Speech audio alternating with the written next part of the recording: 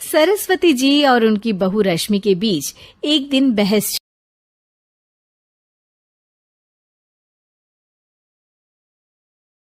छिड़ जाती है। आखिर किसका काम ज्यादा आसान है, बहू का या सास का? माँ जी, सास को काम ही क्या है, आपके सारे काम उंगलियों पे तो हो जाते हैं। कुछ भी। हाँ, हिसाब तो उंगलियों पे ही हो जाता है ना। अरे बेटा, ऐसा सिर्फ अभी लगता है। जो मुझे करना पड़ता है ना, वो तुझे करना पड़े तो समझ आएगा कि असली काम का पहाड़ कैसा होता है। ठेले बराबर वजन भी नहीं है आपके काम में, और बात पहाड़ों के वजन की कर रही हैं आप। तू ऐसा करती ही क्या है घर में बेटा, ये तो बता मुझे। मैं थोड़ी ना कुछ करती हूँ, सब जादू से हो रहा है इस घर में। अरे एक दिन मेरा काम करोगी तो समझ आएगा। Okay okay, shut up. कल से मैं घर के काम करूंगी और तू मेरी जगह हर चीज का हिसाब रखना, ठीक है? ठीक है, ये भी कर लेते हैं।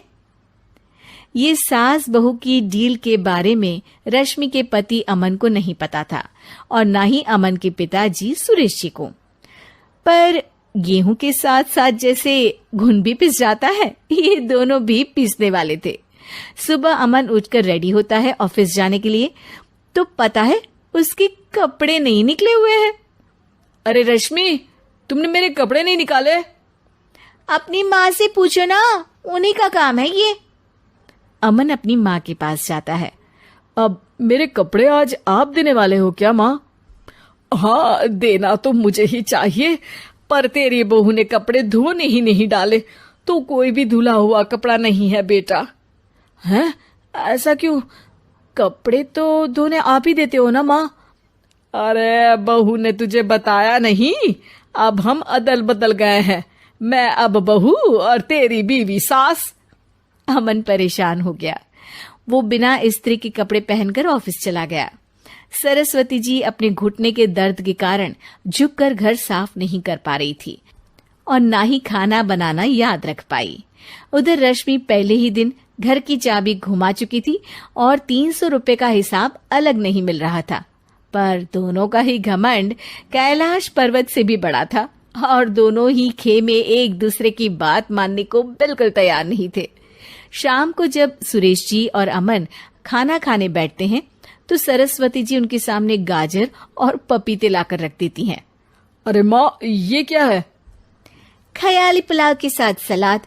माँ जी खाना बनाना भूल गई लगता है। अरे एक एक चमन्नी का हिसाब है मेरे पास, खाना बनाना कैसे भूल जाऊंगी?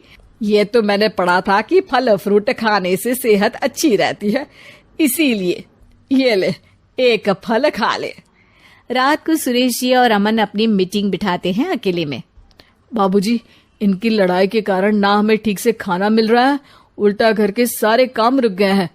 हाँ बेटा, 2 भैंसों की लड़ाई में बेचारे खेत के पौधों का भी नुकसान हो रहा है। पर पापा, क्या बताऊं आपको, मैंने माँ को इस महीने की 2 तारीख को बिजली के बिल के पैसे दिए थे।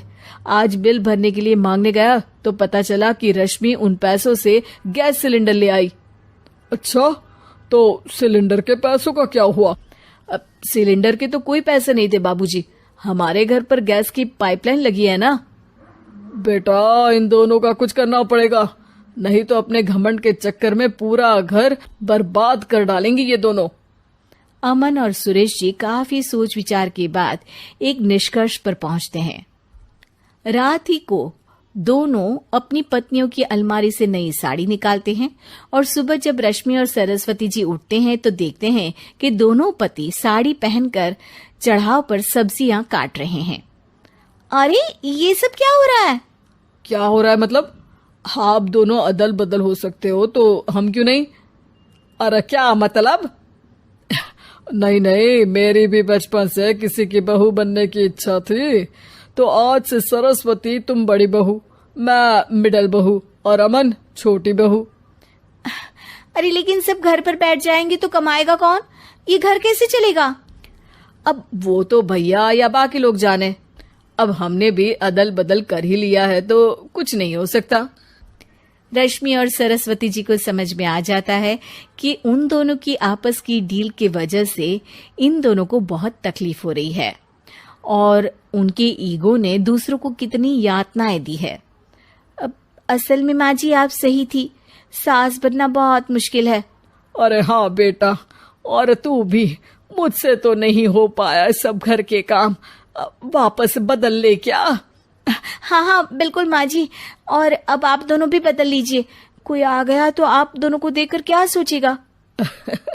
अच्छा है, आप दोनों के समझ में ये बात तो आई, मैं फटाक से कपड़े बदल लेता हूँ।